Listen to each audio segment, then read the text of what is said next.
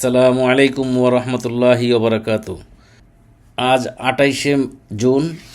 আজ থেকে 3 দিন আগে ক্ষুদ্র খামারের চ্যানেলে আমরা কিছু গরু আমাদের কাছে আছে বিক্রির একটা প্রোগ্রাম করেছিলাম।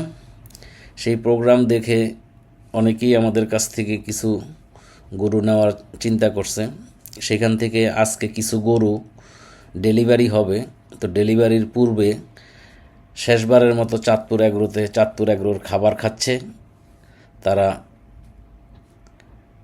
এখন নতুন ঠিকানায় যাওয়ার জন্য রেডি হইতেছে। এই হচ্ছে খাবার, তারা খাবার খেয়েই চলে যাবে নতুন ঠিকানায়। তাহলে তো ইয়া করে চাপাইয়া বাইন্ধ, হ্যাঁ, দড়ি দুইটা রাখার দরকার নাই।